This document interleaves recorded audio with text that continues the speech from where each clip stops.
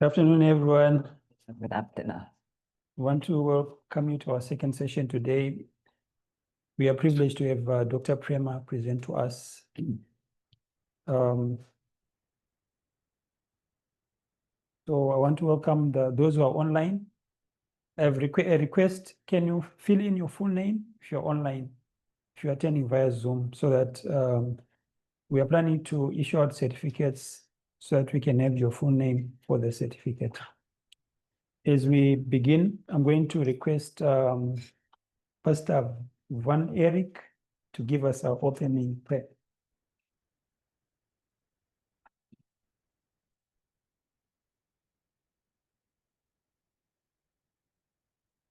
All right, let's just bow our heads as we do so. Our Father in heaven, we thank you very much for this opportunity to be here for this presentation. We ask that you may bless us as we gain knowledge concerning qualitative methods. We also ask that you be with the presenter, Dr. Prema, whatever that she will share with us, help it to encourage us as we take part in qualitative studies, Lord. This is our prayer. Amen. Amen. Start.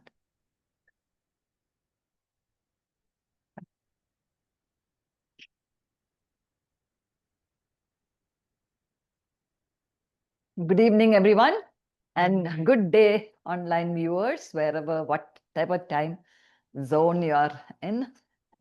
It's really wonderful to be together discussing a very, very important academic topic, the scholars dialogue, and think about a lot.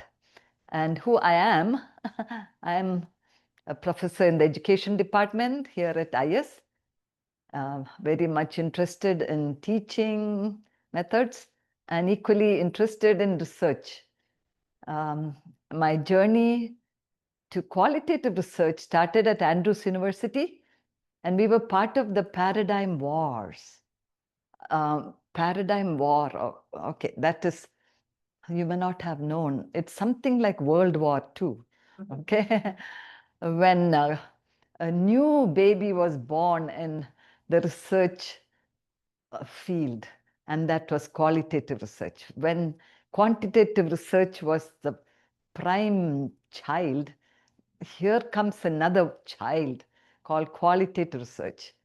And at Andrews University, my husband and I were some of the pioneers who did the study on qualitative research.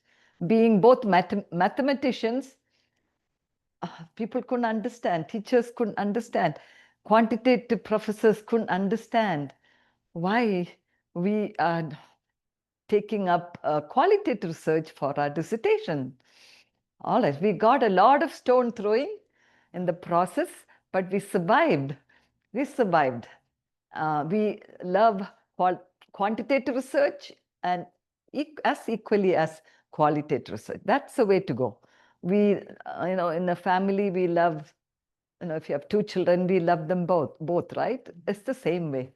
All right, so here we are on a quick journey through qualitative research. There may be many mysterious things that may come up that other presenters may clarify, but this is a journey from start to finish, right?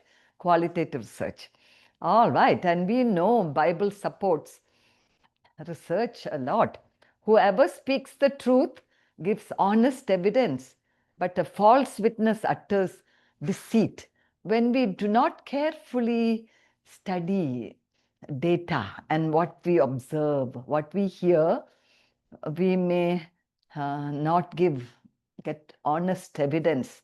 Okay, so research is a way to go about honing up our character, to be honest, to have a character that is full of integrity. All right. Also, Proverbs 3:13 tells, "Blessed is the one who finds wisdom and the one who gets understanding." Research is an avenue for understanding, to create knowledge, to enhance existing knowledge. And in the production of that knowledge, there is a lot of satisfaction. All right. And we have that privilege when we do research, and qualitative research is one of those experiences we can have. All right. Oops, I don't know. What happened to this now? Me? All right. I'm not able to change. All right. All right. So we have a little agenda that I can share with you. An agenda starting from what is qualitative research itself. Okay. All right. Okay. Let's see. Oh yeah, one more evidence of what Bible is telling. Okay, look at that. Luke 1:3-4. It seemed good to me also, having had perfect understanding of all things from the very first, to write to you an orderly account, most excellent Theophilus, that you may know the certainty of those things in which you were instructed. Wow, good to me. Okay, I know research is undertaken on a topic that is so much of interest to you. All right, and it's so valuable, and it provides a unique contribution and perfect understanding. Okay, we need to probe deeply into literature and use all the research tools available, no stones unturned, okay, to get perfect understanding. An orderly account. Okay, research is systematic, and certainty. Okay, we are not dilly-dallying about our findings, but we have trustworthiness. We are sure this is the reality that we have experienced. Okay, all right. So this is very important. And so here is agenda, the nature of qualitative research, and then we talk about selecting a topic, reviewing literature, and how do we go about collecting data, and ethical considerations, very important, analyzing data, and writing qualitatively. All right, there's a lot within these stations. So as we go from one station to another, okay, let us, focus. So what is qualitative research? I like you to watch this. Okay, Philippines has a lot of beautiful scenes like this, right? Most of you have experienced it. Okay, what do you see here? Describe what you see here. Anyone? Yes, Lisa? A sunset, a beautiful sunset. Beautiful sunset, Lisa tells. Oh, different colors of the sky. All right, anything else? 3 boats. 3 boats. Oh, wonderful. Okay. All right, anything else? The sea. The sea is kind of, okay, water is a little turbulent, but not so. Okay, a low tide. Okay. All right. Okay, we can keep talking about it. Okay, you may think, oh, I remember the time I went to a place that looks similar to this or something. Okay, you can think. But in the few observations or statements that you shared, you see both quantitative observations and qualitative observations. Okay, do you remember the color description of Lisa? Okay, beautiful sky and the splash of pink or, okay, peach color. And then Nomena telling 3 boats. Of course, it's true, 3 boats. Okay, all right. So there are ways that we can count data. Okay, that becomes quantitative way of looking, and that's very important. But there are ways that we can also describe a personal experience that others may relate to some extent. They may not, but that's your reality. And many who listen to you, or when you write, when they read, they can also relate. There's no guarantee that everyone will agree with you. Okay, all right. So it's what you're describing is taken relatively. Okay, so what we are saying is qualitative researchers look at the big picture. Okay, when you say there's a beach, all right, Okay, that's what you're seeing. But if you tell I see 3 boats, that's another way that quantitative researchers describe what you are seeing. Okay, make connections easily. Okay, the boats are stationed side by side with each other, and low tide is coming up. Okay, qualitative researchers like to write. So if anyone hates to write, okay, we need to either hone up the writing skill or think about the other paradigm. Quantitative way is the way to go, though there is writing there as well, but not as profusely as you need to write in qualitative research. Okay, and organize information into categories. You should be able to think inductively from many scattered items, how we can organize things. Like right now we are in this library. When books come, okay, especially after the book fair, you don't know the truth. There are boxes of books here on the table. I have seen those books. Okay, if they just stack them all up in the stacks, what happens? There's no use for the patrons, right? We go and where's my education book? Where's the theology book? But the office takes a lot of effort to categorize them, group them meaningfully, those that belong together.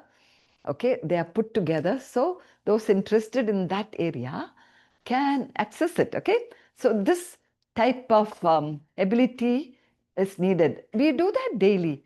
When you have our laundry done, clothes are folded and or hung, in a certain category, right? Okay, that is true. When you go to the store, we don't see detergents and snacks side by side. Okay, detergents are kept, all in a certain place with other such things, and eatables are stacked in another section, and so on. Okay, all right, let's go. All right, then see unusual things in ordinary things. Okay, this is the ability that we have.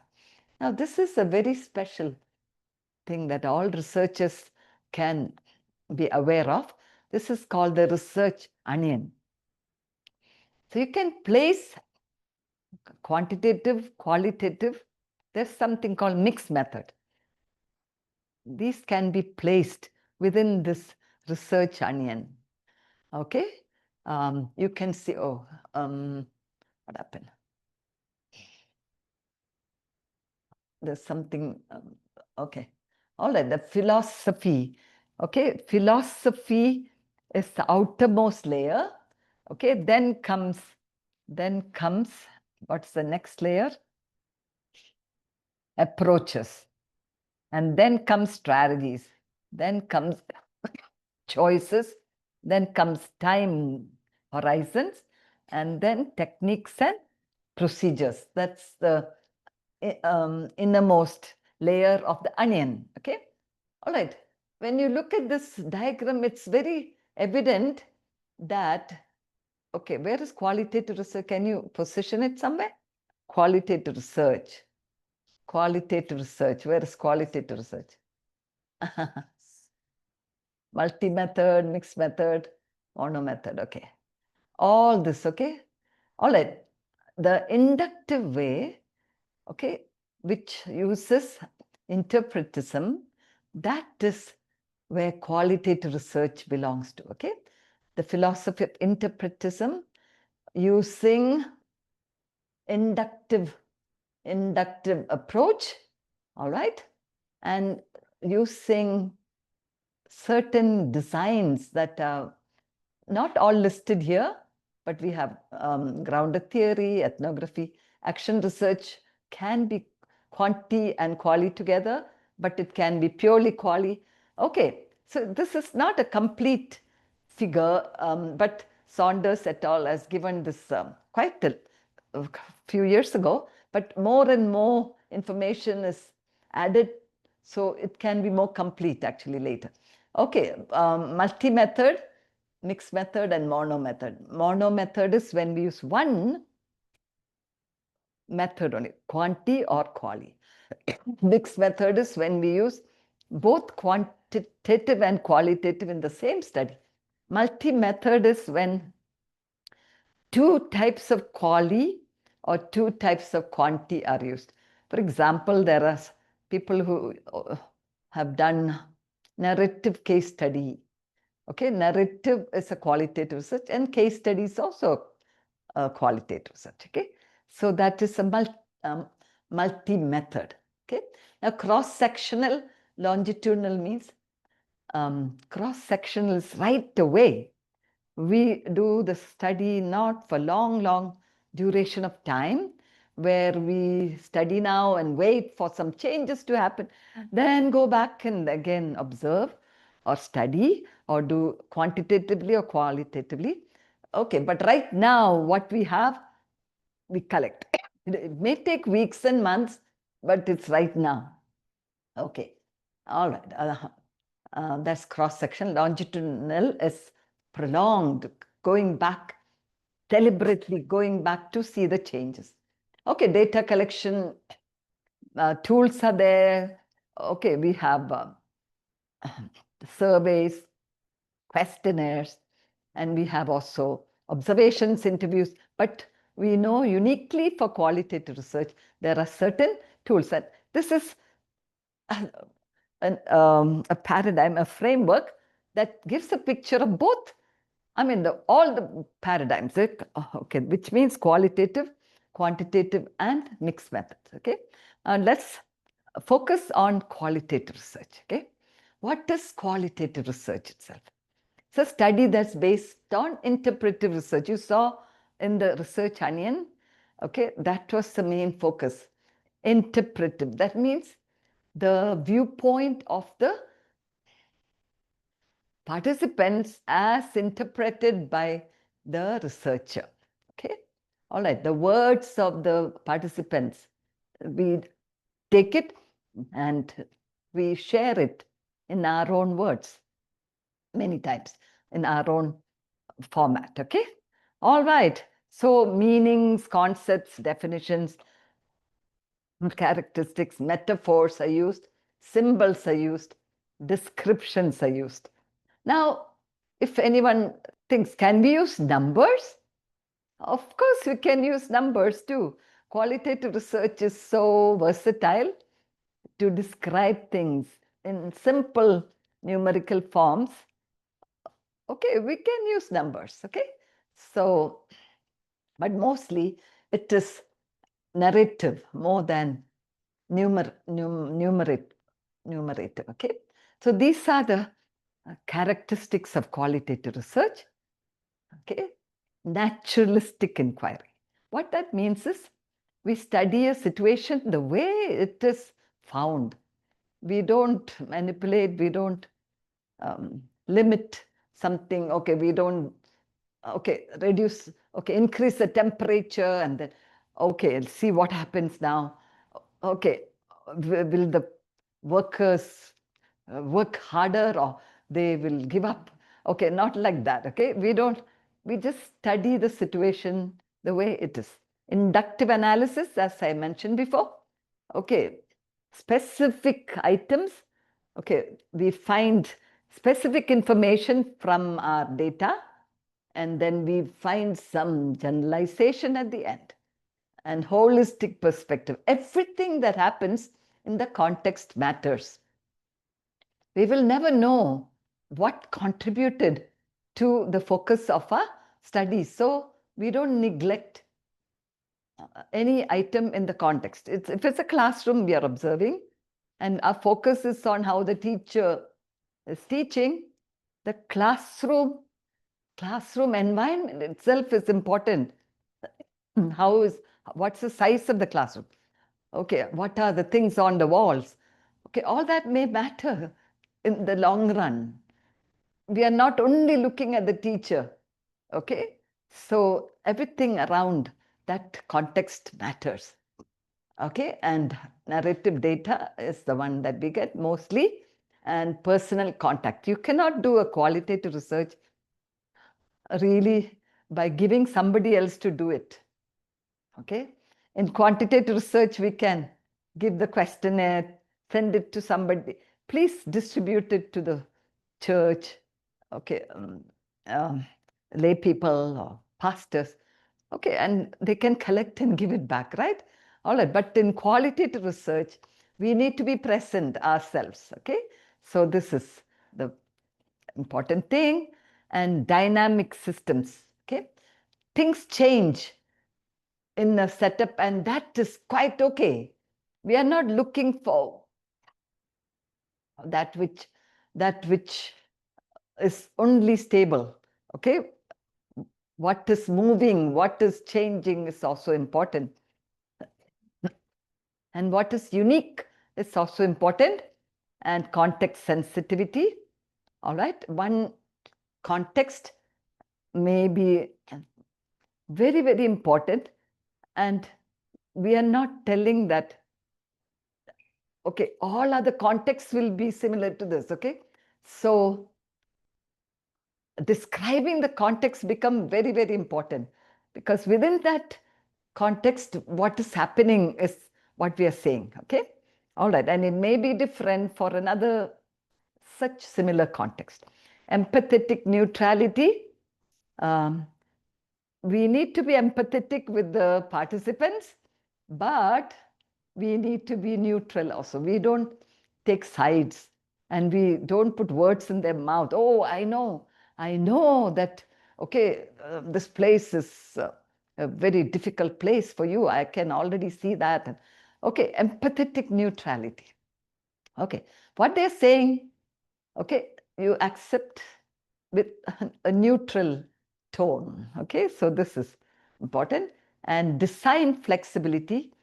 As you're writing the research, there are changes that may happen from the beginning till the end.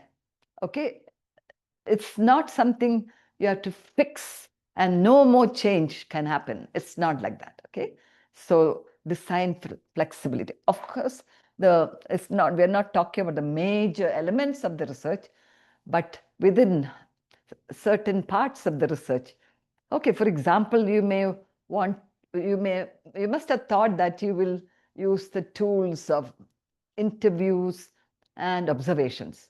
But as you are thinking more about it, okay, during the real data collection, you realize that a focus group would have been very good also. There are people I can also group together and get some rich information. You're most welcome to add that, okay? All right, so there's nothing wrong about changing certain elements of the plan. All right, so those of us who are very deeply rooted in quantitative research, how do we compare? Okay, all right. Relationship of the research and subject, in quantitative research, very distant. We better be as neutral as possible, right? But qualitative research, researchers are very close to the participant. We are not telling, we take up their emotions, but we are in proximity, okay? We have seen them, we have spoken to them, like that, okay? But in quantitative research, you may not have even seen one of the participants, and still you can do the research. Relationship between theory and concepts of research. In quantitative research, we confirm theories, and in qualitative, usually we come up with theories, generally. Okay, the end product of qualitative research is some kind of grounded theory. Now, grounded theory is a design as well, but in a lowercase grounded theory, tentative theory can be formed, and it can be in the form of models, process models, okay, things like that. Okay, research strategy in quantitative research, very structured, and qualitative, unstructured. Doesn't mean of less quality, okay? There is flexibility, as I said. Okay, social reality. Okay, we want to capture the constant thing in a setup. That's what quantitative research should do, does, okay? What is the majority telling? Okay, what the common idea about this. All right. Whereas in a qualitative research, what are the different people telling? Okay, each one is of value. All right. And each participant's viewpoint becomes very, very valuable. All the nature of data, hard and reliable. Hard is numerical, and the other one, qualitative, is rich and deep. All right, some more. Design fixed and qualitative emerging, I already told. Bias, okay, which one? Okay, quantitative research, we minimize bias. Okay, all right. In qualitative research, can we avoid bias?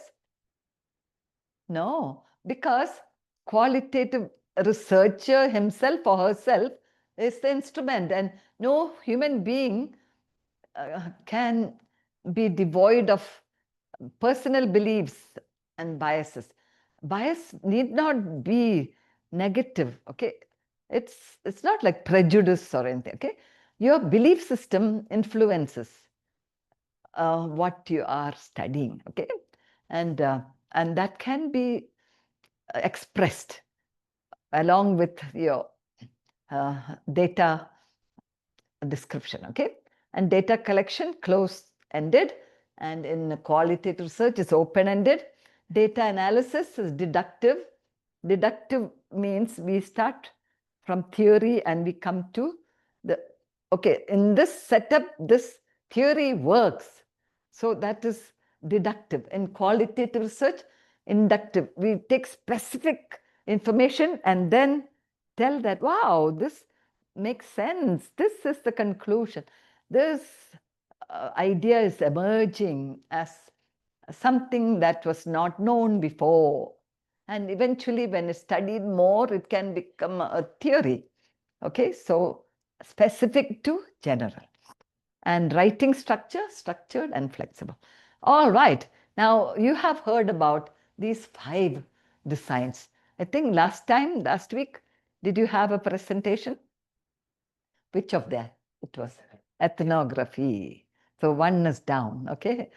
There are others, case study, grounded theory, narrative inquiry, and phenomenology. I think each of these are going to be presented one by one by experts, okay?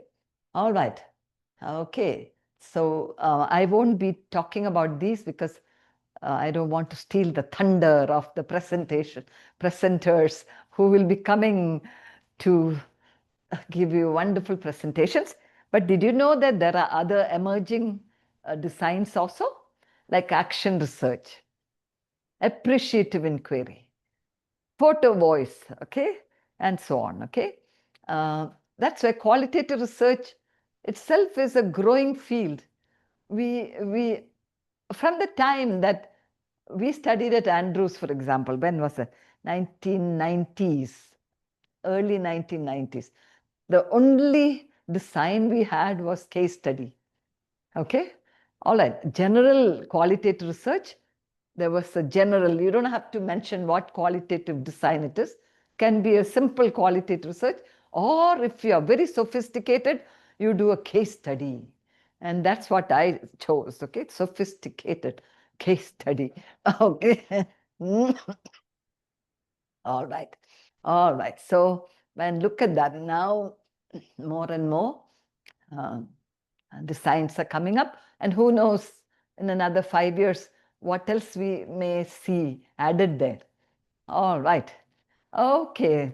Which is good, and sometimes it's not so good. My husband and I many times argue about it. Both of us are quantitative in our thinking in some ways, being mathematicians. And then we tell qualitative research, we have to keep up with it so much every time. Like statistics book, okay, even if it is 1980s, okay, and if you read that now, it's still okay, because not much has changed, Dr. Innocent. But if you look at qualitative research, 1980, it wasn't even available so much. Okay, it's so different. All right, so this is something that can be mind-boggling at the same time. Okay, let's go faster. Okay, topic selection. Now we are in the journey, right? Okay, how do we select the topic? Most important in selecting the topic is your interest in the topic. You do, okay, when you get married, okay, other than arranged marriage, okay? And that's why my husband and I, we didn't choose arranged marriage. Okay, all right, against all traditions, we chose who we like, okay? All right, and so we remained, now it's 49 years since we have got married, okay? And okay, we hope to live together some more years if God gives us. All right, when you like something, you stay with it, okay? And that's why it's important to choose a topic from your area of interest. So if ever you're wondering, why is my professor not telling me what topic I should study? Oh, he has so many ideas, why can't? In your desperation, you may sometimes wonder. But a wise professor usually will not give a topic, oh, you go and study this one, okay? But unless you're dialoguing, okay, and during the process of dialoguing, the professor sees your interest, then of course, based on that interest, some idea may be given, okay? But not just give something, okay, like an arranged marriage, okay? I found somebody for some topic for you, go and study, and it'll be just like a, okay, stepchild or something, okay? You may not, and you may give up along the way when you have problem. All right, okay, it should be original, not done before. Okay, something should be special about it, okay? Feasible, even if it's such a terrific topic, out of this earth topic, but can you really get, you can do it? Can you access the data? You want to see how cannibals work, cannibals, how they attack humans, okay? And you want to see the lifestyle of cannibals. Okay, are you safe? Okay, your life may be in the pot. Okay, so next time. Okay, so you don't do things which are not safe and possible. Data may not be available in some cases, though it's such an interesting topic. There are certain topics due to high privacy you may not be able to do. Okay, you are impinging on the privacy of people. Okay, so contribution to knowledge base should be something just not for yourself, okay, but others will be also benefited. And avoidance of studying in the backyard. You know what's a backyard?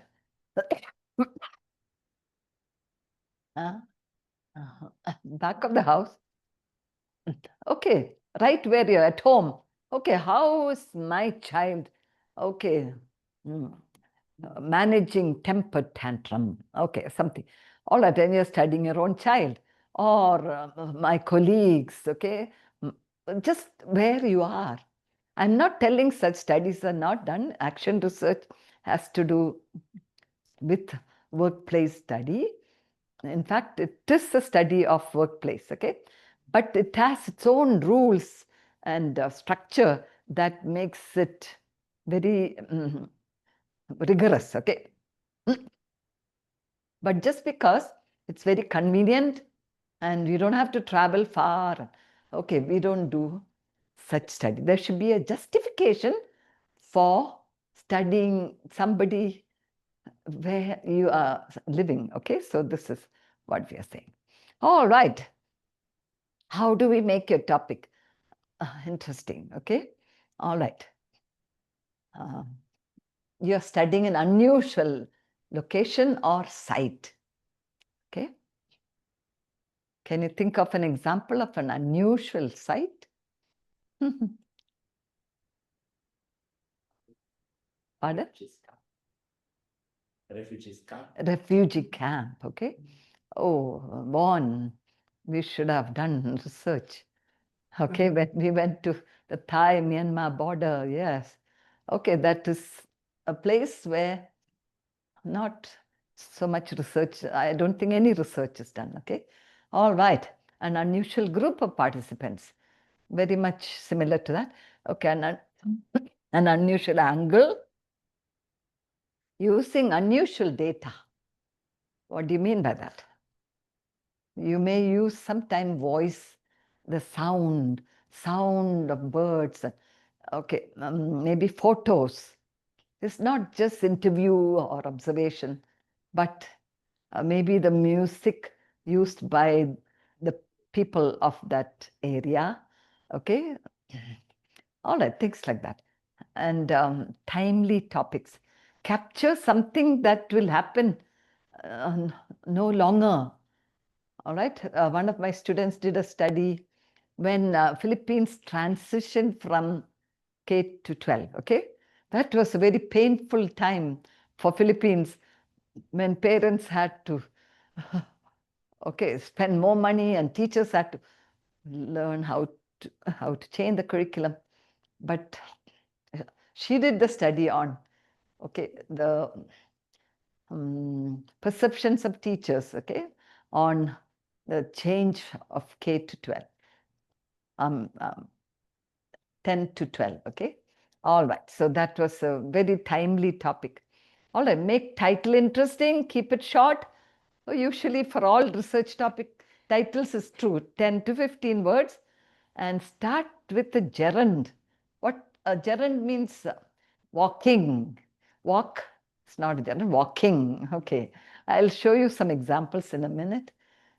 You don't have to do it all the time, but it makes it more dynamic. Create a two-part title if needed. Okay, include a central phenomena, the participants and the site. Don't miss out the main elements which are involved in the study, okay? All right, okay, here you are, one study that my students and I did, understanding God's character through theatrical presentations of biblical characters, a video analysis, sight and sound, okay? Okay, by the way, Daniel is available free even till tonight, I think, okay? All right, sight and sound. We analyzed the different videos, okay, and tried to understand God's character. So there's gerund, okay, understanding, okay, unfolding the journey through depression among university students in Accra, a narrative case study. This is one of my students' study. All right, and here is an article where we did the study, Holding the Fort, the service-oriented leadership of librarians. We studied this very place and came up with some beautiful ideas on the librarians of AIIAS. Yeah, I'm mentioning their name because they allowed us to mention. All right. Okay, so what are the, okay, I hope you gained something so far. Okay, anything that stands out that you didn't know before and you learned so far? Anybody? You didn't know that and you are surprised by that? No surprise so far? Yes, Anup? That make the title. Mm. The last point was include elements. Yeah, elements. The participants should be there. The central phenomena, what is that you're studying? Okay, like in the example here, theatrical presentation of biblical character, that's the one. Okay, now there's no human being study. Okay, here, depression of university students. Okay, so that is a phenomenon, a central phenomena. And then who are the participants? Okay, is there participants here? University students. Okay, all right. And okay, usually the place, site is also needed. Okay, that helps because when people search for their own study, they look at the context. Okay, so that if it is studied in Accra, maybe now I can do a study, okay, in India maybe, okay, so something like that, okay. So the site will help the person to not repeat, okay. So this can, we don't do the same study, doesn't mean this, I mean, similar topics can't be studied, okay. You can study in another context, that becomes unique then, okay. All right, okay. Any other thing that You learned that? You thought you didn't know? Okay. Having two qualitative, Mm. the multi-method, I just made. Oh, multi-method. Okay, combining two qualitative or two quantitative designs. Okay. All right. Avoidance backyard. Oh, avoidance of backyard studies. Okay. The idea of backyard study. Okay. All right. But it's not completely abolished. You can study. In fact, one of my PhD students did a study of AIIAS president a few years ago, and now she's the associate education director of East African division, orally. She studied Dr. Guptill. There was a lot of arguments about it. Okay, she had to justify. Is it because you don't want to travel anyway? Can't you find anyone else? Okay, I mean, so we had to justify. Okay, but she was able to make her justification. All right, yes. When you study like in a unique context, like Mhm. depression or students in Accra, Mhm. then when I'm reading that as a reader, I only have that perspective. I won't know the depression of people in general. So is that something unique about qualitative? That's right. Okay, so generalization is not the main concern.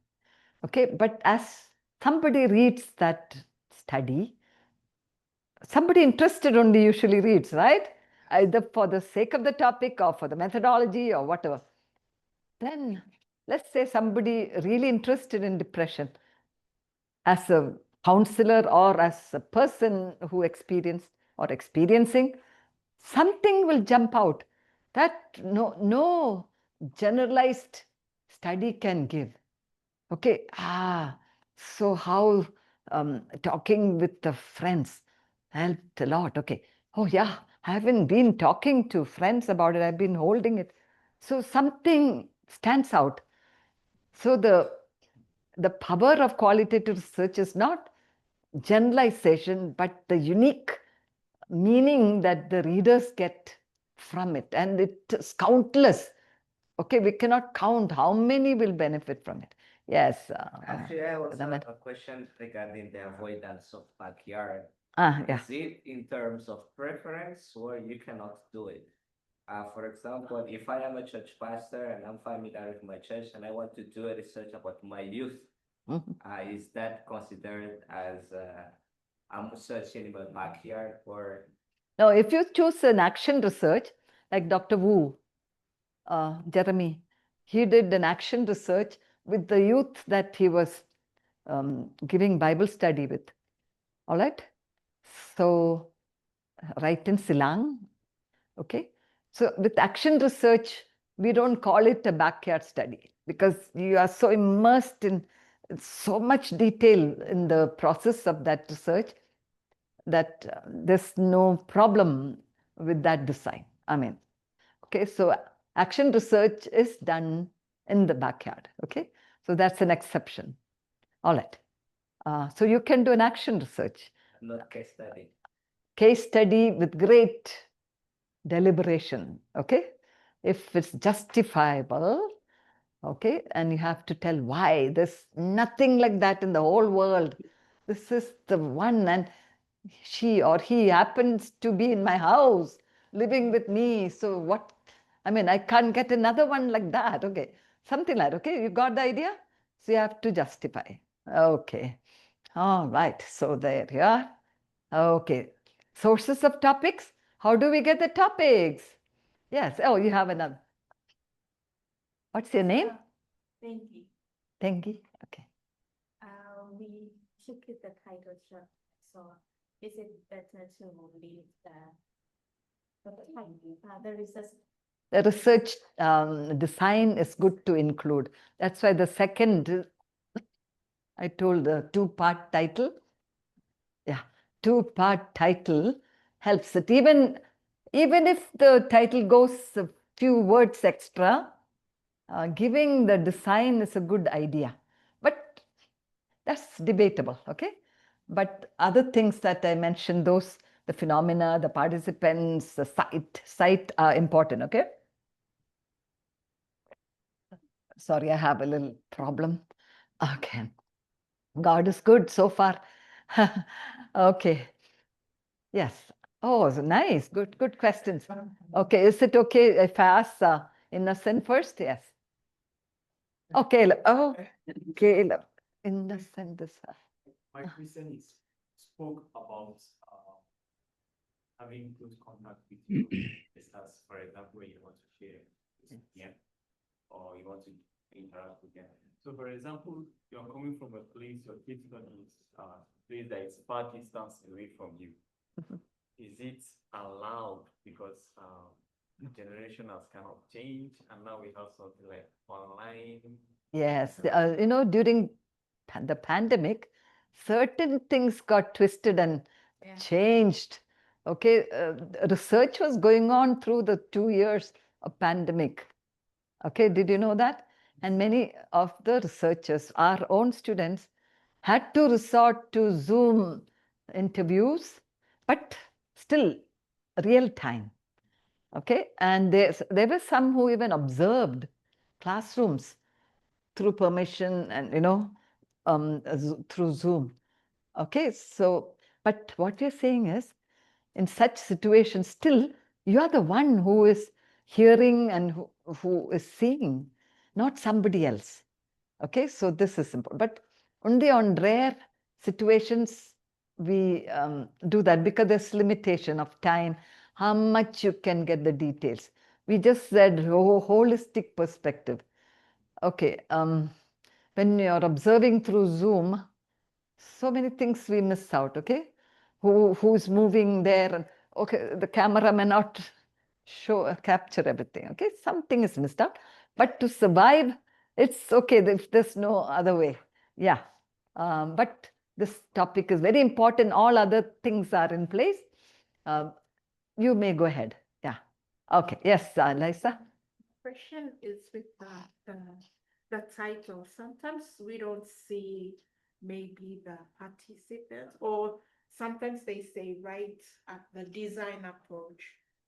So how? Mentioning the participants, I believe, is very important. You're talking about the title, right? Yeah, they are now in every, like that video thing, there was no participant. It was just video study. Okay. There are such studies also, documentary studies. Okay. That's another kind of study that is qualitative also. By the way, historical research, where do you put Pastor Ronald? Are you a historical expert? Okay. If you do a historical study, poor historical research, it's disowned by quantitative researchers. They don't take it. And qualitative researchers also, okay. But personally, I would consider historic research as qualitative. The only problem is qualitative research criteria is study of the present. Remember that? Okay. But historical research goes past the present. That's why that criteria spoils the inclusion into qualitative research. Okay. But just because of that, excluding it in qualitative research is not a good idea. This book is here. Okay. Yeah. In this, we have written something about different research designs. This is called Qualitative Research for Practical Theology. I have written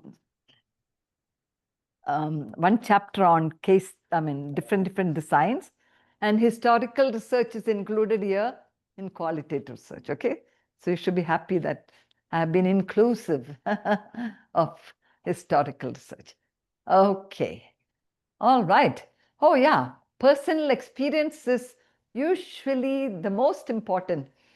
Either your life experience, okay, the study of librarians. Okay, all of us have experienced the library service. So we thought, wow, we should not let it go without being recognized. Okay, all right, something caught us. Okay, it can be because of something you read. somebody did a study and you are so captivated by that, and it's an area that you are also interested in, you are an expert in that area. Okay, so either reading or personal experience, good or bad, it can all instigate the topic that's very significant, not trivial, it should be very significant. Okay, so literature can help, it can discussions with other scholars, those who are in the same boat, okay, those who are all traveling the research journey. All right, brainstorming just by yourself, okay, just thinking of different topics you're interested in and just drawing a mind map and then coming up with something. And social concerns that you have observed, okay, some problematic situations. Okay. All right, now the research problem, okay, it's actually this is a general thing, whether qualitative or quantitative, but since we are in this journey, we need to talk about each element, right? Okay, so research problem is also called problem statement. What is it?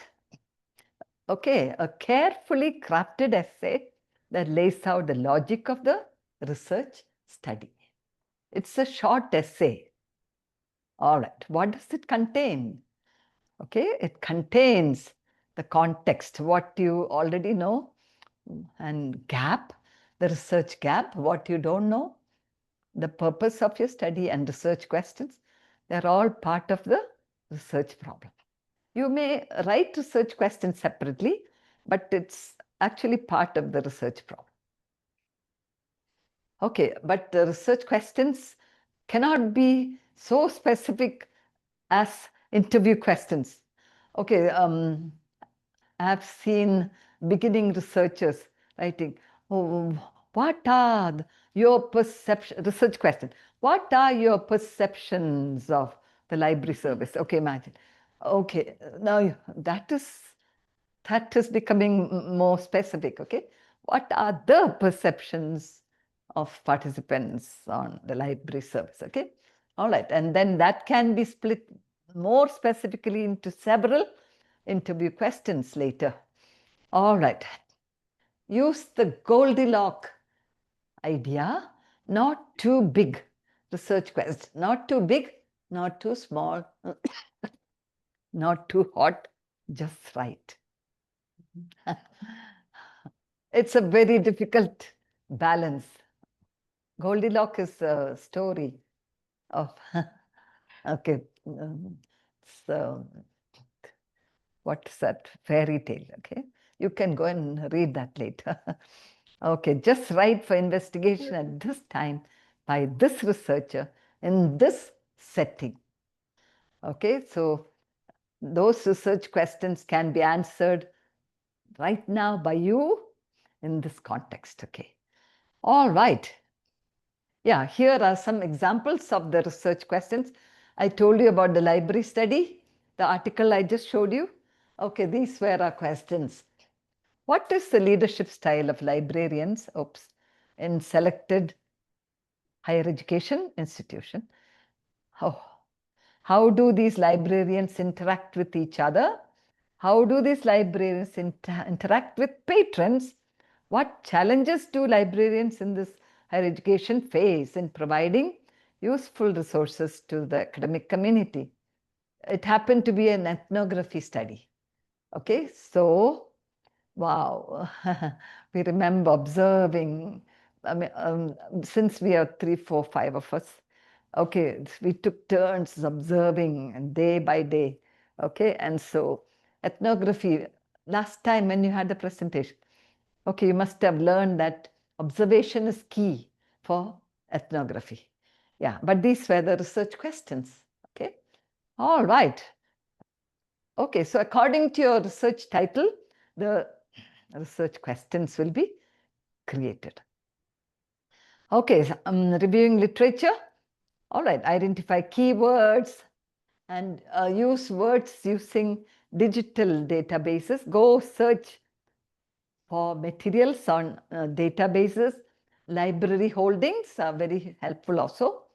And it's told that about 50 50 resources you should have at hand before embarking on the beginning of your study. At least 50 resources. Can you imagine? Okay, for a study, qualitative research. Okay. All right. Read and summarize relevant materials. Organize literature by making a literature map. Very smart people will do this. A literature map. Okay. It can be a mind map. Some of you are very good in, there's an app for mind map, right? Those are very good in computer apps. Okay. So here you are, the studies about implementing an assessment innovation, some new way of assessment. Okay, so 3 big themes, and then under that, okay, some subtopics. By the way, you embark on a study only on a topic that you are an expert in, right? A research is not done. I don't know anything about it. So now let me start removing my ignorance. No.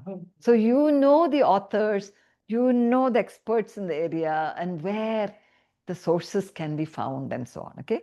So research is an expert studying more to increase knowledge that is already there. Okay. Adding to that. Okay. All right.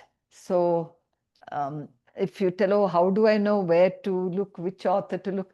This is where your previous content expertise come. What your classes have equipped you, your professors have given you names of people and made you read their works and so on. So you know where to go. Okay. All right. And then even more than that you can find. Okay, let's go to data collection. Are you ready? All right. Okay, very, very important are these tools. You guessed already, interview is of great importance in qualitative research. Face-to-face, okay? One-to-one interviews are most productive, okay? And it's not just for 5 minutes or something. It's usually prolonged and sometimes iterative, which means you may have to go back again and again. And there is something called process consent. I did not write here anyway. Process consent will have to be taken as part of the ethics. What that means is letting the participant know that in case I need to find more information, may I come back to you again? Okay, certain designs for sure need this. Narrative inquiry. You cannot have a narrative inquiry done with one interview session. You have to go back countless times. Okay, all right. So that is iterative. You have to go back and come back and finish it. Okay, transcribing and something is missing, again go back. All right, so that's fine. But not all interviews need to be like that. One session may do, okay? But different participants may be used. Okay, experiences are part of it, opinions, feelings, knowledge. Okay, these are some of the things that may be involved. Okay, focus group discussions. It's like a twin of the individual interview. The only thing is, it's a one person, you have a group of people together.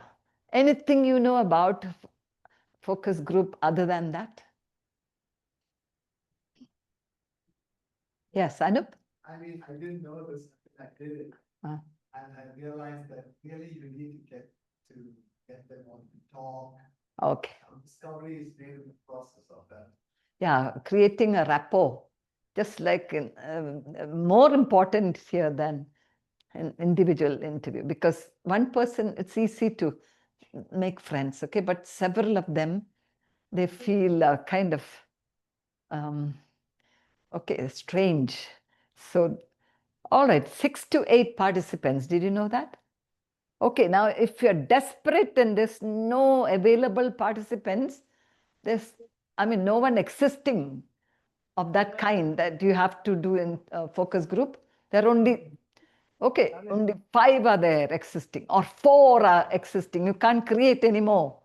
Okay, 4 is the minimum. You cannot have less than that usually. Okay, but ideally, this is the one. Okay, 6 to 8.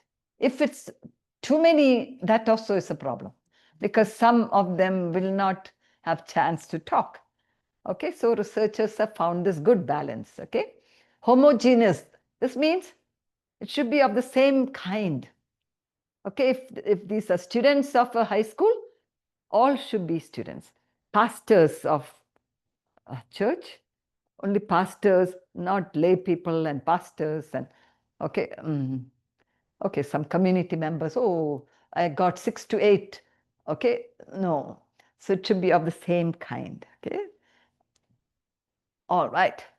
And direct observations, as you already know. Oops. We observe the activities, interpersonal interactions, and organizational processes. Okay, how are things going in a sequence, how it is going on from beginning to end, how is it evolving. All right, written documents are also used in certain cases. Okay, but the most, I would say, in most qualitative research studies, interviews, focus group, and observations are most common. Okay, documents come as very important for documentary research, historical research. Oh, by the way, documentary research, that seminary is very much into. Where would we put that? If you have to categorize research as quanti, quali, or mixed, where will it go? Qualitative, but qualitative, not all qualitative researchers are happy with that, okay? All right, so yeah, because first of all, document research has, qualitative research, right now, what are the perceptions of the participants? Participants are very important, okay? All right, but I had a student from Russia, Yaroslav.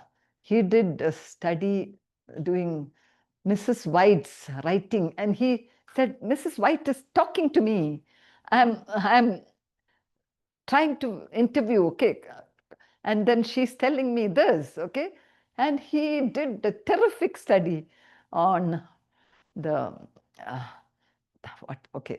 educational philosophy or something, okay, which was never written a research about, okay? All right, so there are some justification for this. I would be very inclusive of all these ones that don't have any place to go. All right.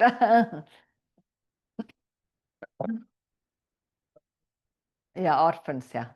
Okay, records, correspondence, personal diaries, open-ended responses. By the way, Anup is doing a study now using what documentation? Is it WhatsApp or company's documents? Okay. Policy, recruiting, training. Yeah. I'm very into Financial statements. Okay, social media, like a WhatsApp. One of my students from South America did a study on the WhatsApp of an institution and how workers are communicating over a long period of time and how that has bonded them together. Okay, so she was given access to all the WhatsApp chats, only institution, not family, personal. Okay, so with permission, she went to all these comments and so on and did a study. Social media, okay? Yes, Namena? I'm very much interested in that, but now we are talking about the data collection itself, but if you are doing such kind of study, what kind of design is that? Let's say I want to study that document. Okay. It can be any design. That's the beauty of it. Okay. So you have to justify why you're using that.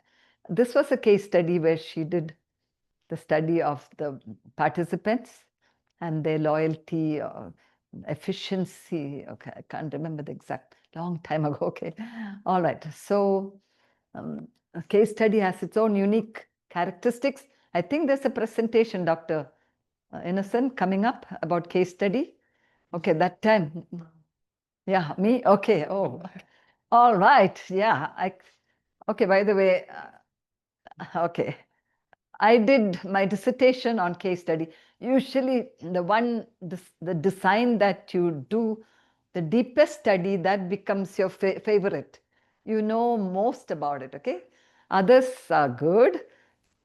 It's almost like the firstborn is a little extra, right? But don't tell others, okay? Something like that, okay. All right. Okay, data collection, okay, artifacts and audiovisual materials, photos, songs, sounds, objects, and videos. I just told you about the study of the sight and sound that we did, even videos. There's no limit to this list, but these are what else can you add here that's weird, that's out of the normal? What else do you think we can add? In my study, I have the customer records, online records. Online records, okay. It may belong to the other one, documents, okay. Yeah, but you can see artifacts, objects. It can be something you found on the, I mean, archaeological things and things like that, okay? Or what the tribals are using, or what the teachers using in the class. Okay, the latest equipment and objects that the teachers using it. All right. How do we validate and check for accuracy of the data? There are many things to talk about, but I'll just take 3 of them. These 3 words are very, expressions are very important. Triangulation. If you have not heard about it, there you are. Using multiple evidences to establish a theme or, okay, something, okay, that you're seeing. Okay, for example, you may see that the teacher is late to class, as you're observing today. Okay, you're observing the teacher, right? And you're writing the teacher's late to class. Okay, I mean, that's one of the most important thing you have put as part of the teacher's characteristic. Just one time when you see, it may not be always correct, okay? You may want to, again, triangulation can happen when you observe again and again. No other time the teacher came late after that. You observe the teacher again and again, again and again. Early the teacher comes, okay? All right, are you with me? So seeing again and again.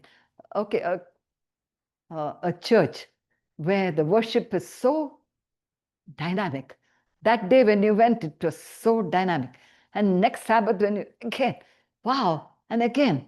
Okay, so you are confirming that more or less that church has a very dynamic worship practice, okay? So by using the same tool again and again, confirming is one way to go. Another way is using 2 different tools. You saw and then you're asking somebody, okay, is your worship in the church enjoyable usually? Wow, we have, and the participant may tell, yeah, we enjoy. The interviews are also attesting to the same. So 2 different tools are confirming the same thing. That is something called triangulation. And many times documents serve for triangulation. I said mostly we use participant voice and what we see, which is interview and observation, right? Okay, but to confirm, you may sometimes use documents, okay? something written about it. And also, yeah, observation may also confirm what the interview is telling. Okay, so multiple data tools can help. Member checking, asking the participants to check what they have said is what they meant. Okay, so when you transcribe interviews and it's in a reasonably good shape, okay, we don't manipulate it. Whatever they said, it's there. You send it back, but they can adjust it. It's allowed, because we want reality as best as the participants see. It may be that they blurted out something that they didn't mean, okay, and they can correct it. Or you heard something wrong, and that was not actually what they meant, okay? So whichever way, either the participant's correction or you made a mistake, that correction can also be done. That's called member checking. Okay, so even for observation notes, you can do that, okay? External audit, asking another person to read in dissertations and thesis and so on, no problem, because your committee is there as external audit, okay? They always check what you're saying. All right, so that's how we are doing. Okay, now we're going to have a quiz going to the ethical practice. Are you ready? Okay, very important. Ethics is, this is the next step of our journey. Remember the different steps. Okay, we are in the mid course. We need to hurry up. Okay, ethical or unethical, thumbs up and thumbs down, okay? And if you're not sure, this is possible, okay? Use of non-discriminatory language. Oh, okay. Use non-discriminatory language. Okay, sorry for them. Use non-discriminatory language. Okay, thumbs up, thumbs down. Don't know what to say. Okay. All right, maybe this is a vocabulary issue. Okay. Okay, discriminatory language is language where you have a bias. Okay. All right. All right. The chairman of all institutions, okay, is it chairman? Can't it be chairwoman? Okay, chairperson would be a non-discriminatory language, okay? Gender discrimination, okay? It can be religious discrimination.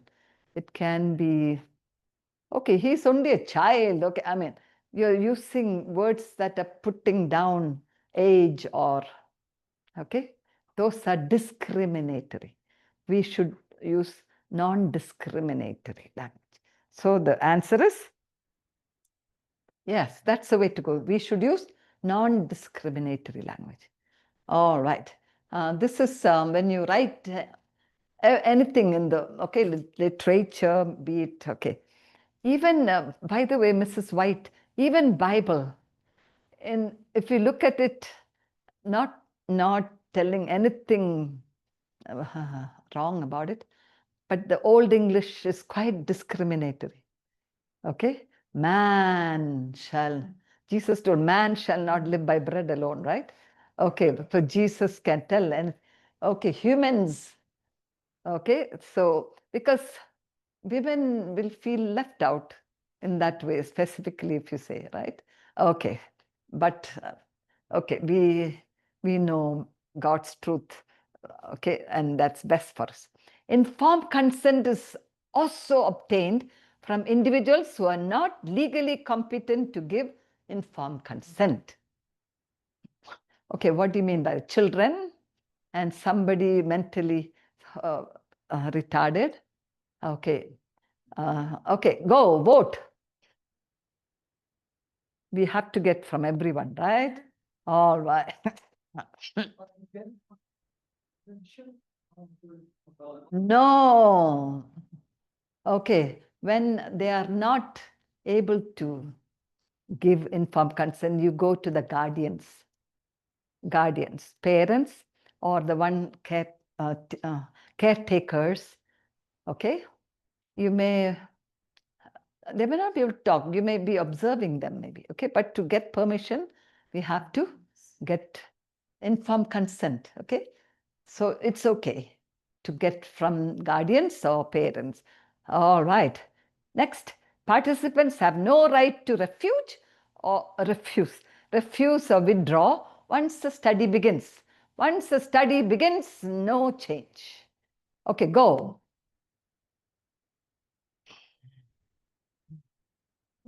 Okay, good. I see all reactions.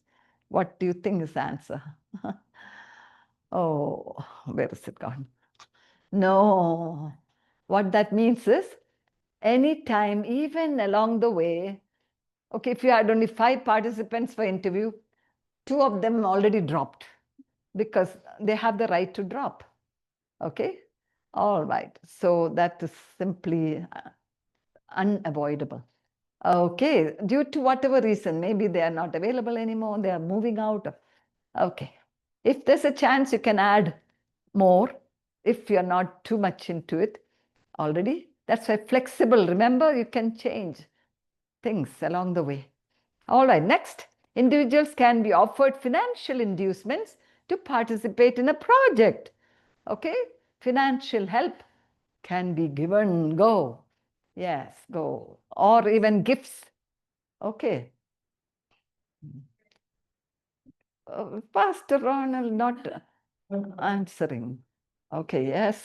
Okay, this is a good question because all reactions are there. Okay, no.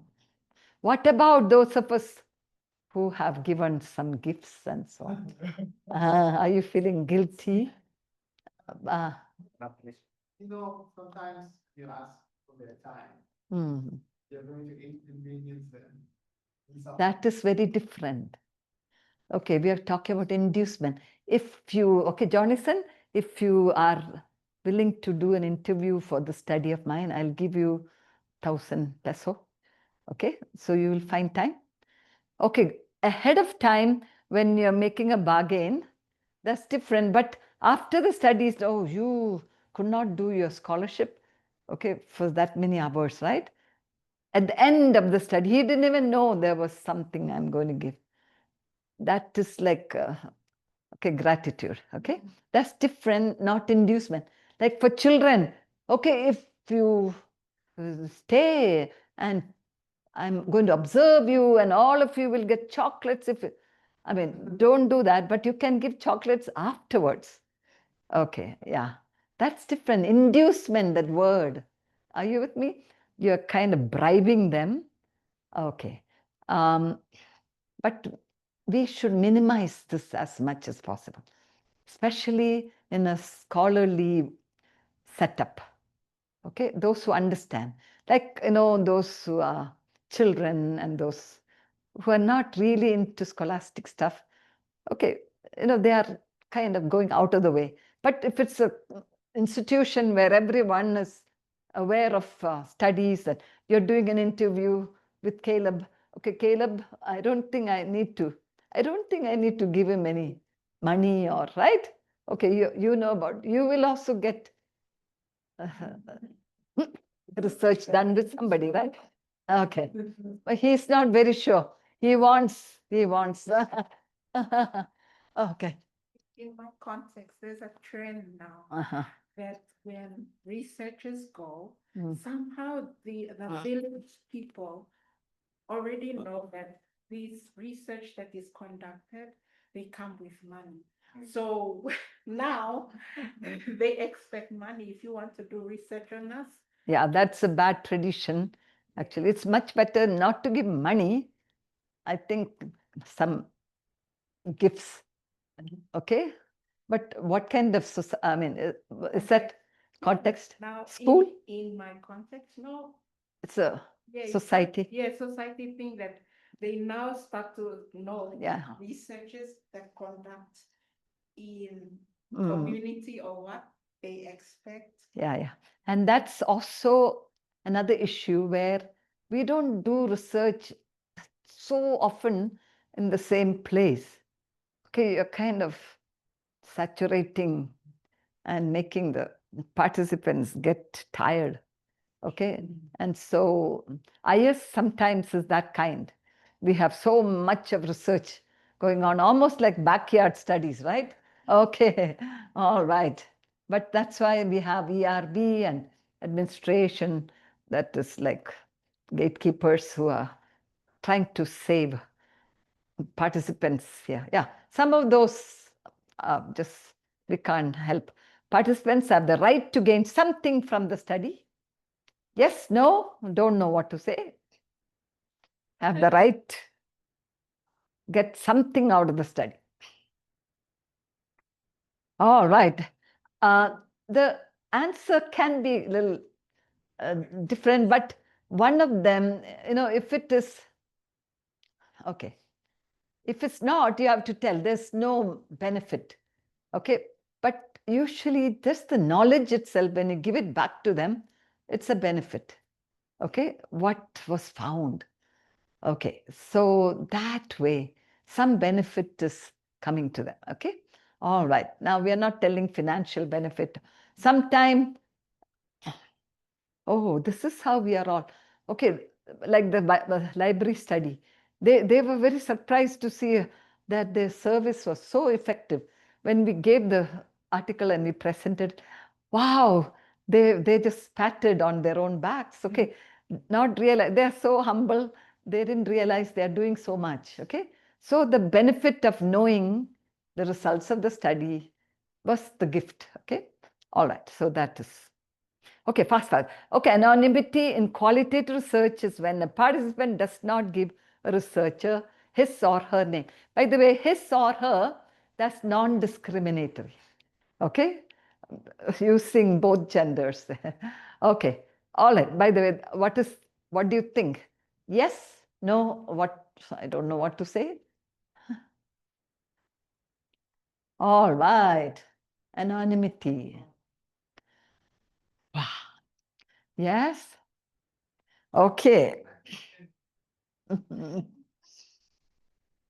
No. Anonymity surely means that, okay? When you don't get the name of the person. But imagine in a qualitative research, can you tell, I don't need to know your name, okay? I mean, we have to call, okay, Tengi, right? Tengi, how are you? Okay, I have to have a bond with her. Knowing the name is very important, okay? So this is a weird question, actually. It's not, anonymity is not followed in qualitative research. It's confidentiality. Okay? Confidentiality we follow. When we don't tell, okay, what Tengi told me, okay, she tells her she fights sometimes with her roommate, and I'm going and telling everyone, Tengi told that she fights with her roommate every other time, other day. And I'm just telling out of the research context what I found from the participants. That is very bad. Confidentiality is broken. Okay, but anonymity cannot be maintained by qualitative research. You have to know the person, their name, and so on. Okay, all right. Okay, so it's maybe it's a weirdly written question. Okay, all right. Researcher safety is also part of ethical considerations. Go, vote. Participant safety, researcher safety, researcher, why? Researcher can die also, no problem, right? Okay. Yes, very important. That's why there's a whole chapter in that SAGE handbook of qualitative research in Asia. Okay, my husband, I think both of us have written a chapter on safety, and researcher safety is very much there. All right, our researchers should publish only positive results. Yes, no? All right, no, reality can be represented. Okay, so during the study, prior to conducting the study, beginning, collecting the data time, analyzing the data time, reporting the data time, and publishing the study all the time. Ethics have to be followed. And we have the ERB that helps to direct the researchers of AIIAS. Okay, prior to conducting, submit proposal, okay, for ERB, then approval from gatekeepers. Who are gatekeepers? Okay, those in authority who we have to get permission from. Okay, they may not be the participants, but they are in charge of the participants. Okay, it may be parents if you're studying children, it may be the school authority if students. Okay, and workers in an institution, it may be the president or director. Okay, beginning to study. Okay, tell the purpose. Don't keep your study mysterious. All right. So it's good to explain what you're really studying, and don't pressure the participants, and consent. Okay. And we already saw those who are not legally able to give consent. We need to get, okay, the guardians or parents. During collecting data, how do we do? Respect the site and interrupt as little as possible. Don't change the whole place through your study. Okay, you are going, in the setup without disturbing the place. Okay, this I can remember. It's very difficult though. Okay, when I was doing my study for 9 months, I observed 2 public schools in states for my dissertation. 9 months. At first, I went very often, and then less and less, but altogether 9 months. The very first few days when I went, the students, I would go quietly at the back of the classroom, but as I walked, the students were kind of staring at me. Who is this lady? I look different. Okay, I dress different and look different. So it looked as though the environment was slightly disturbed. Though I didn't deliberately do anything, just with permission, all permissions were taken. So the first few days, the data collection information was not so valid because the students were behaving slightly different than usual because there's some intruder in the class, right? Okay, all right, but soon things became more comfortable. Okay, so there are unavoidable situations where your presence may change the dynamics. So don't count that data that you are collecting as serious at first. Okay, there may be useful information, but certain things may change as they get used to the intrusion of yours. Okay, but don't change. Don't tell when the, okay, by the way, as I was observing, I was an experienced teacher myself, but many times when the teacher taught, there were times when I felt like telling, oh, that mathematic calculation is not correct. I felt like changing something the teacher was telling, but I had to hold. Okay, I would be interrupting the teacher, the environment, right? I had no right to do that. Okay, all right. But I can write. The teacher was very enthusiastic, but there were times teacher, okay, ignored correctness or something. Okay, that I can say in my thing. And later when the teacher sees the notes, oh yeah, I was not prepared, or something the teacher may tell. Okay, all right, avoid deceiving participants. Oops. Okay, deceiving means you tell something and you're doing something else. Okay, you tell, oh, I just need, okay, just to interview, but you are interviewing and then you're doing, okay, you're making them do some things and observing them, some things that you did not, they didn't expect, okay? Or you told them something and you are doing something entirely different with it. Do not use participants by gathering data and leaving site without giving back. Now this giving back can be connected to that, that item that we said. All right, gratitude. It can be thank you. Okay, for me, after 9 months of observation, I had a little party at my home for those teachers, so many of them. They came home and we had a party at home. Okay, Indian food. Okay, and so they enjoyed. But that is only afterward. They didn't know that. Okay, I didn't tell, oh, if you all do this for 9 months, we'll have a party at the end. No, okay. So just giving back. Of course, I thank the administrators and things like that. Okay, so you can go back anytime later and they'll be happy. Okay, any other researchers can also be welcome because what you do influences future researchers. Okay, during analysis of data, avoid disclosing only positive results. Already we said, respect privacy of participants. Okay, use pseudonyms. You know what that means? Okay, a change of name. Okay, so if it is Tengi, okay, you can use Grace. Okay, name some other name. Okay, all right. So people won't recognize. There are times when the participants will agree. It's okay to use my name, but you have to still be careful. Okay, maybe some other participants didn't agree. All right, or the institution. Okay, so it's much better to use pseudonyms in general. Yes, Sam. The negative outcomes of research. Have you ever met a case when the aid holders try to negotiate in the very beginning if the outcomes will be negative, it should not be published? I have never come across that kind of thing. Because it's sensitive. Yes, and that's why we don't do studies. Okay, when you begin the study, we are careful not to take up studies where it can be compromising or it can cause damage to the place. So I told it should be feasible and okay.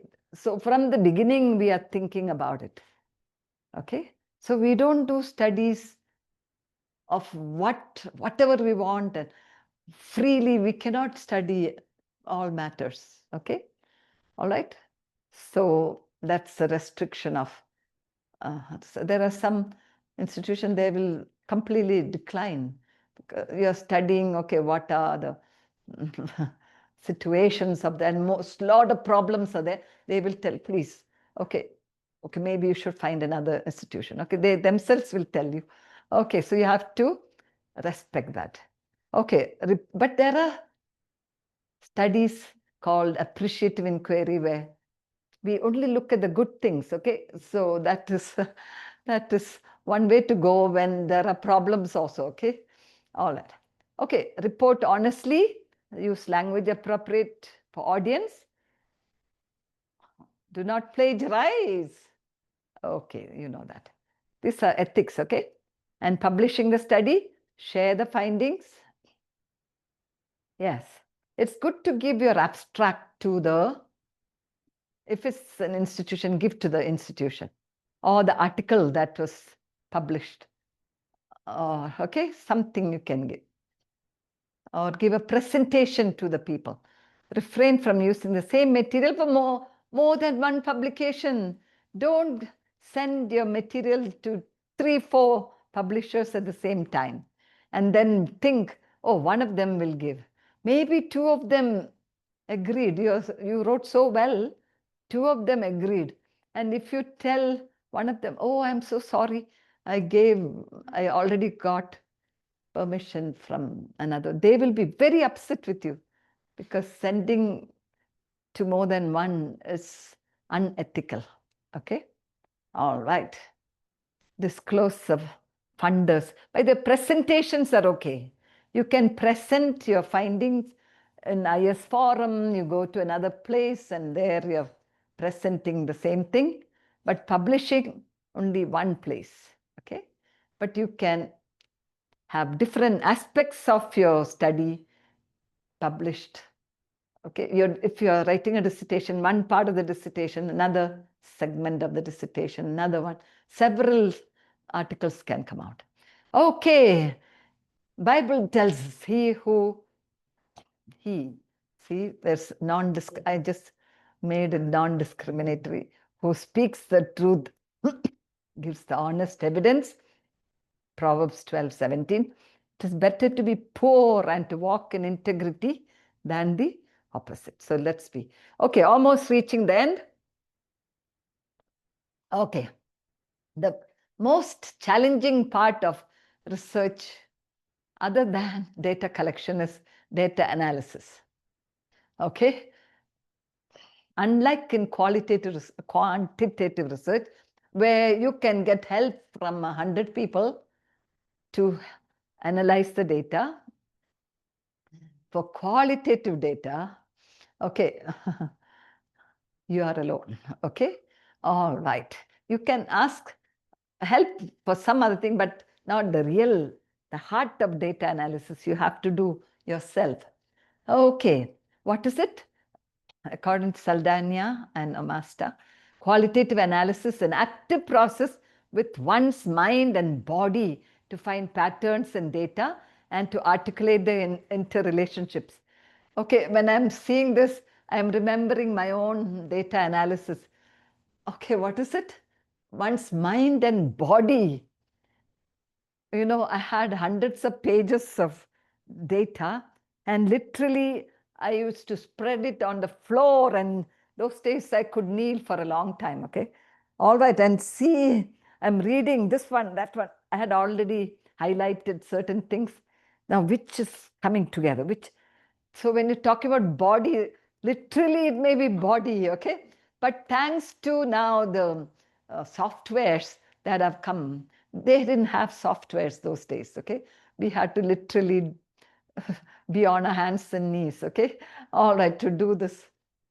Okay, of course, body, okay, you may sweat it out and, okay, body is still affected, okay, in some way. Okay, the aims of data analysis and qualitative research is you want to describe what you found, your treasure. You want to explain what that is, okay? And to explain the conditions or the differences you found. To develop a theory, any one of these or more than one, any one or more of these can be the real purpose of your research. Remember, some research like grounded theory design has to have a theory developed at the end.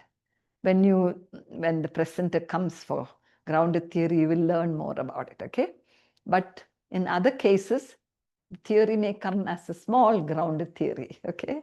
A developing theory, a preliminary idea is coming out. It has to be still confirmed more through quantitative research, maybe. Okay, what are the skills we need? Condensing large amounts of data, okay, and looking for patterns. Remember the idea of inductive process I was telling?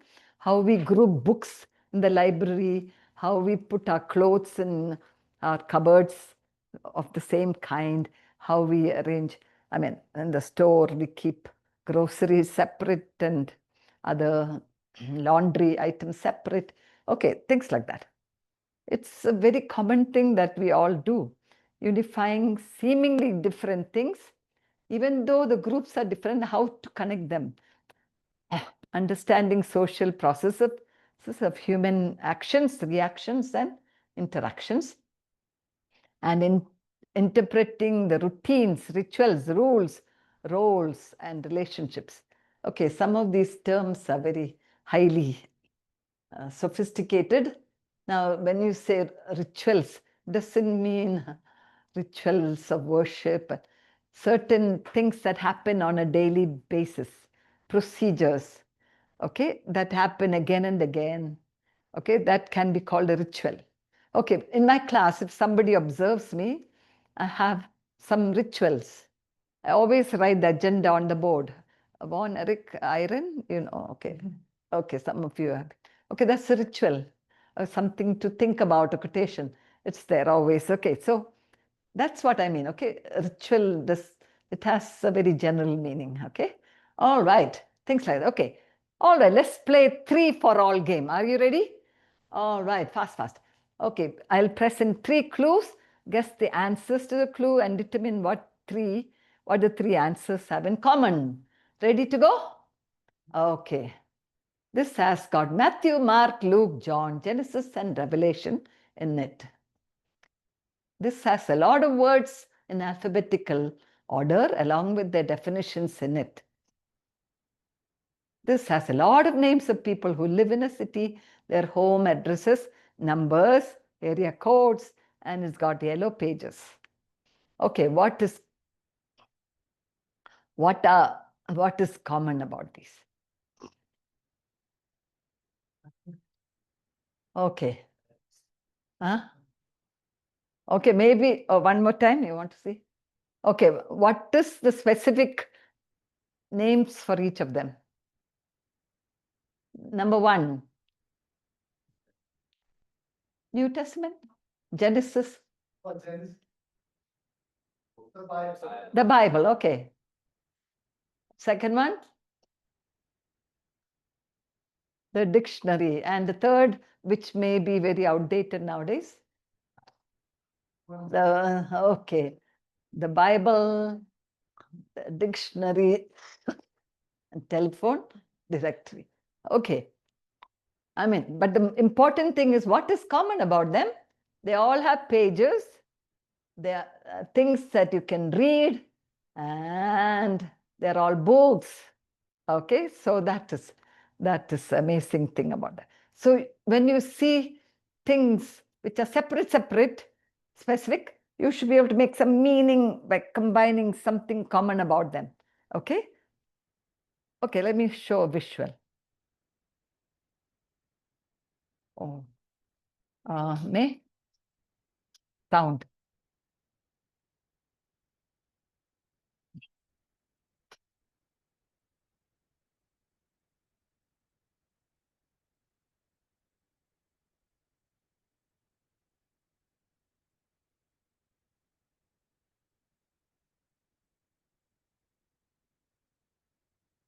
Yeah.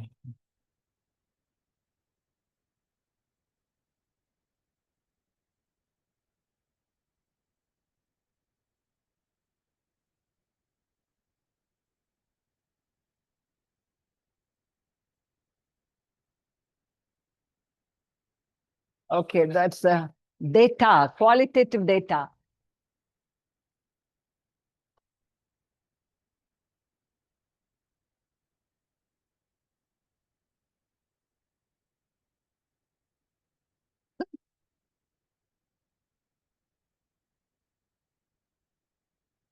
Okay, more and more data.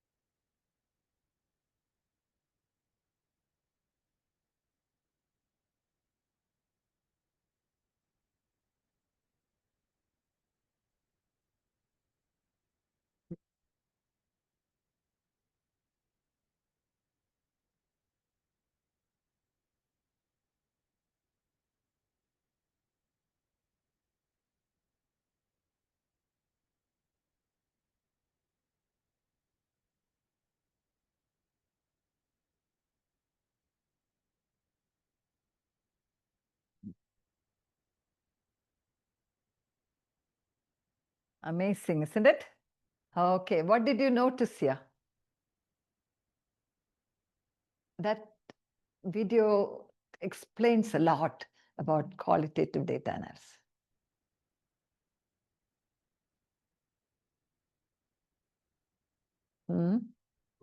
Grouping, and does grouping happen the first time itself properly? No, there are some odd ones that are part of the group. At first you thought let it be there, but then okay, then fine tuning happens later. Okay, flexible. Okay, even in data analysis. Anything more? This candies, but it is interesting that when we take the candies from the package sheet, it is not randomly because we have already defined the focus group and specific participants for our research. So their answers or response cannot be widely different. Okay. And have such a lot of colors. That's right. They will be narrowed. Yeah, and that's what we have to be careful about. Okay, our focus should be within that. We are looking for a picture as an answer, so we don't want to go beyond that. Okay, so a picture will be formed. Okay, so we don't want data that's not unnecessary. Okay, anything else, Namena? Start small and try to find the pattern little by little. The more you add data, the more you analyze more, the clearer it becomes. It's a very important point. Okay, data analysis happens earlier on. You don't need to collect all the data actually.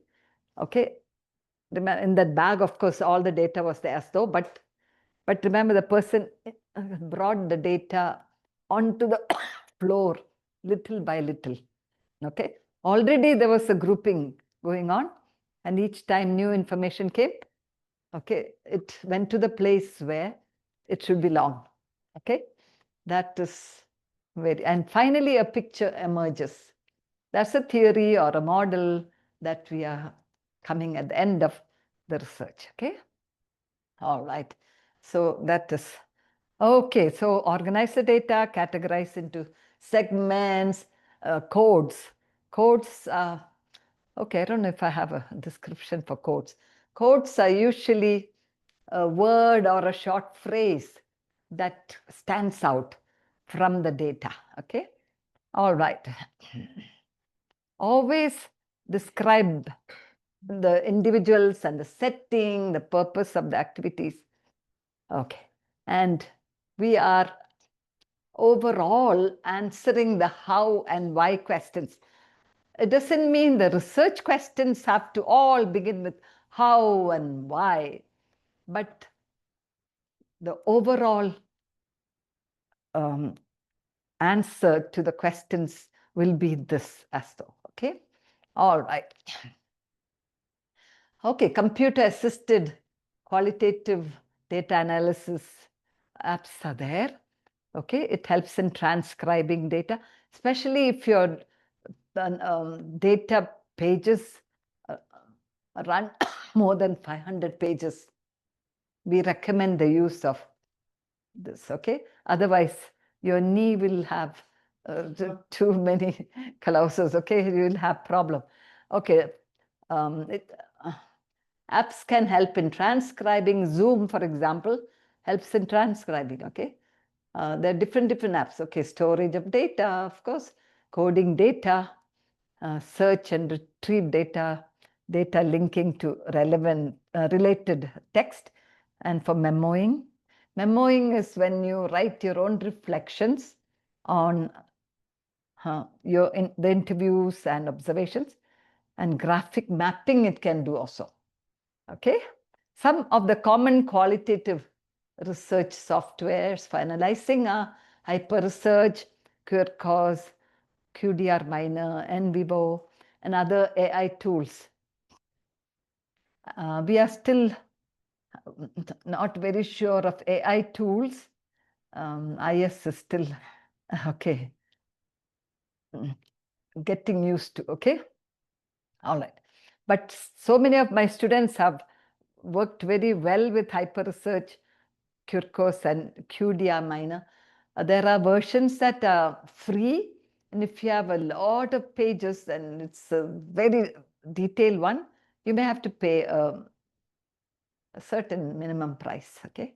So if you're serious about having a thorough data analysis done with a lot of data that you have, okay, use the software. It's also good to mention it. If you tell I had a lot of data and I did manually, it sounds, I analyzed manually, it sounds weird nowadays. Okay. I collected this many pages of 1,000 pages of data and I analyzed it manually. Why couldn't you go for a app that is available? You're either ignorant or, okay, I mean, you don't want to pay a little bit, or I don't know. There's something questionable there, okay? All right, but there's some kind of precaution. Okay, computer-aided approaches often have potential to restrict analysis. Often their use is mainly to convince skeptical positivists of the rigor in qualitative research. Okay, this is just okay, let's say devil's advocate kind of statement. Okay, you are still very much needed in the data analysis. Okay, don't completely depend on the apps. Okay, whatever it tells, okay, that's the one. No, researcher is the instrument for collecting data, for analyzing data, all through. Okay, an app is just a side tool. You are the one to interpret it finally. All right, so the last step, writing qualitatively. Okay, write your qualitative study using good description, the coherence of ideas, similes, and short quotations. This is Creswell's advice to us. Okay, I like Creswell's books a lot. Have you seen any of Creswell's books?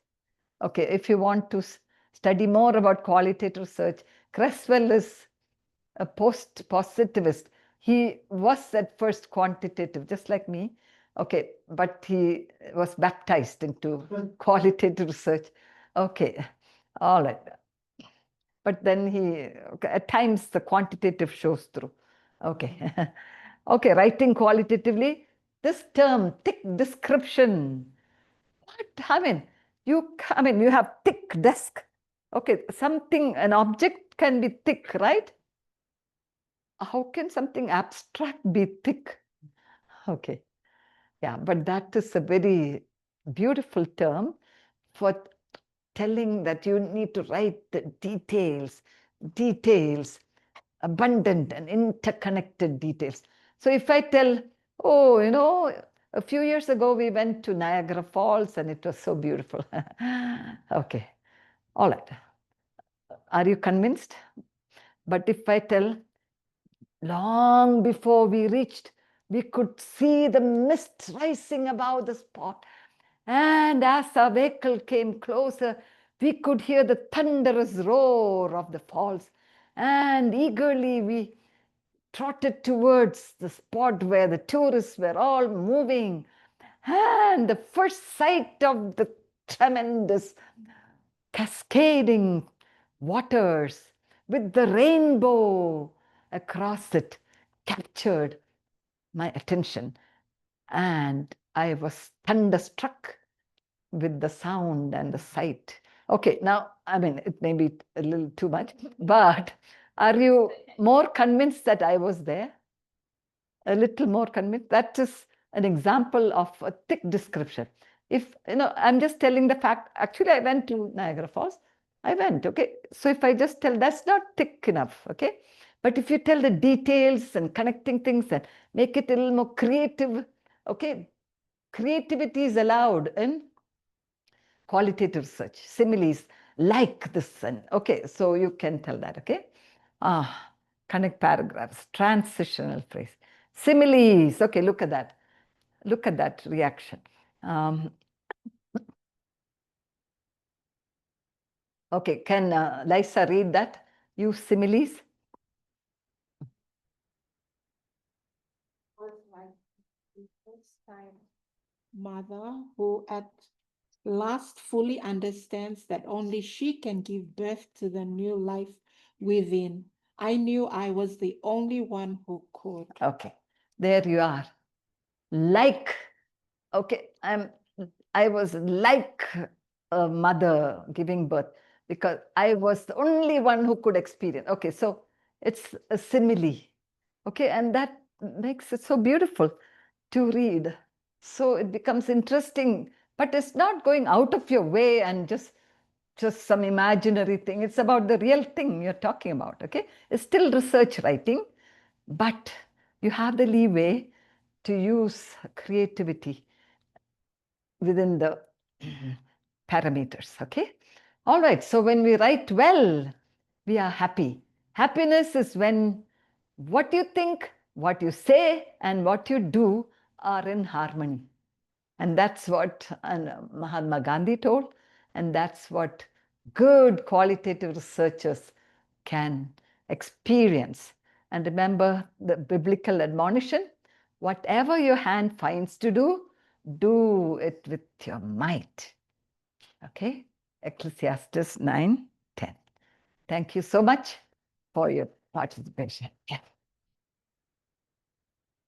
I survived. I was not sure if I can come. Thank you very much, Dr. Tema, for the presentation. I know I have issues with it. I couldn't talk one sentence in the morning. That's what I could not talk to my husband. And he told you, write to him that you can't do it today. I appreciate you for the presentation. Thank you very much for coming. Those who are here with us, those who are online. And we appreciate Joy for, I know you have a commitment that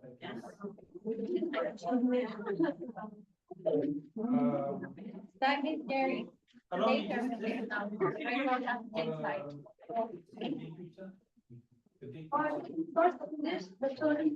They'll announce. No, they'll announce by the beginning. Make connections. Like writing. Organize. To be able to organize. See unusual things from the usual. Those are some of the things that I also got. It was a digital presentation. I'm thinking maybe we may need a question. Question answer. One, Yes. I think And I'll be Anup is there to answer. many questions. Many questions. Yes, one question. One question. Those two, and then the rest will have to entertain the. Oh, it's okay. If it's a very important. You talked about validating and checking the accuracy of the data. You talked about triangulation. And I think I remember you talking about triangulation in other contexts as well, not just with your data. But do we use that word triangulation in other? Yes, triangulation can happen not only with data, tools,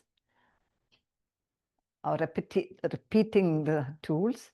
It can also mean seeing this in another context. Okay, like a study of school principals who remained as school principals throughout, till the retirement. Okay, there was so many similarities in their different lives. Okay, so there was that similarity was triangulated. 2, 3, 4 of them similar.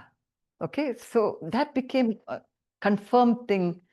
This has to be true for these 4. So, okay, we're not telling for all principles who remain till the end now. Yeah, and sometimes theory with what data you're seeing. Theory triangulation is there. And researcher, like when we did the study of library, different of us were studying. So this person observed and that person also observed. So different researchers' observations matched. So research triangulation can happen. That's only when more than one person is doing study. Yeah.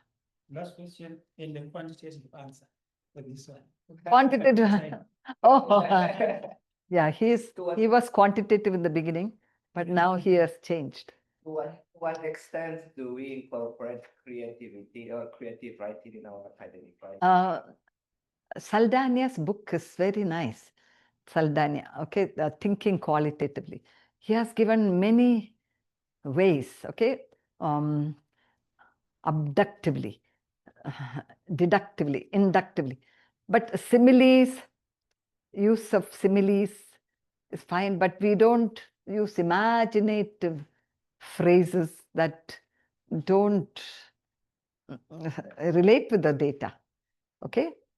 Now, in that case that I gave, it had to do with the researcher's experience, but just like that one, I experienced it. Okay. So limited, but can be profuse in terms of the use of so many similes we can use. Similes is one of them. Question here is from Amit. Question is, can we approach qualitative research didactically, or is it exclusively?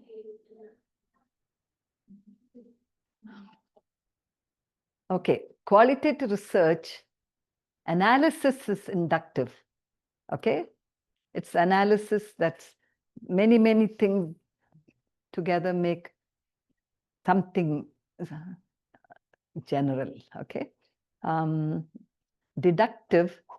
There is some aspect of deductiveness in qualitative in the beginning. Okay, data analysis inductive, but you begin with theory, you have to have some connection with theory. So that is already deductive. Okay, and then I'm going to study in this specific thing. Okay, so literature connections and all, that's still needed.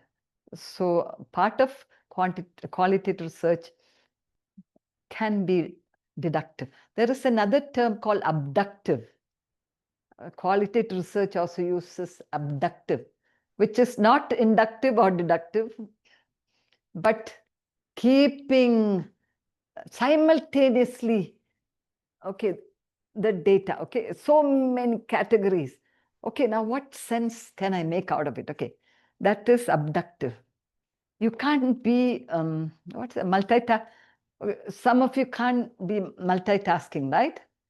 Okay, my husband cannot multitask. If I tell him, please switch off the stove, okay, after 5 minutes, and he's at the computer, we will have a burnt offering, because he cannot, I mean, he cannot remember, do two things. Okay, I mean, not usually. Okay, don't tell him that. Okay, all right. But qualitative researchers have to have the ability to look at several things at one time and make meaning out of it. So that is a different thing than inductive or deductive. So qualitative research has inductive, deductive, and abductive processes along different parts of it. Yeah, I think we can end here. Dr. Prema, we have a certificate for you. Appreciate all the time. Oh. It's coming. I don't have it with me here. It's coming. Oh, okay. That's okay. We're going to have another presentation with us. Oh. So probably at that time. I hope I can talk better that time. Then the certificate to the participants. So if you're online, please can we have your name? You can put it in the chat so that you can be able to prepare your session. So can we have a picture? Can I invite you to the side? Thank you for bearing with me with all the problems. That's a lot. But matching papers. But this we'll have a picture first, and then we'll have. So we'll have our picture here. Then we'll also include the online participants. There's somebody who can help. Everyone has left it. Okay, May. Oh. Okay. You have caught a victim. Okay. Oh, thank you, Grace. I think we need to compress a little bit. Compress. Anup, can we see? We can't see the online.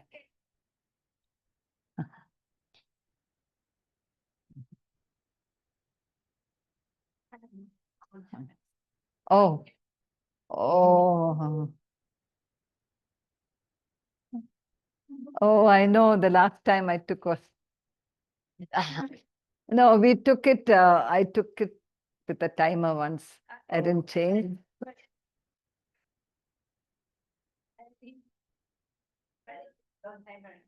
Yeah, I have to change.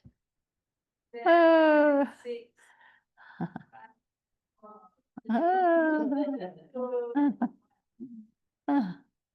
Everyone got a chance to give a oh,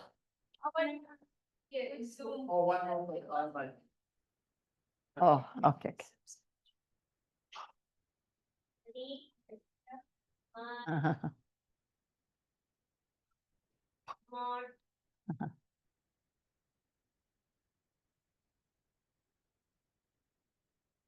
Okay, thank you so much. Yes. Father, we want to thank you for this beautiful presentation that we had. Thank you for blessing Dr. Prema with a good voice and for healing her and helping us enjoy the presentation as we have learned and as we have discussed so many things. May it be a blessing to our viewers as well as to us. Bless us throughout this evening. Thank you for the organizers for this wonderful presentations that they are doing for us. We pray in Jesus' name. Amen. Amen. Thank you. See you for case study. Don't miss it. You will see me in action. No. That's my baby. Oh. Yes. Welcome. To study this.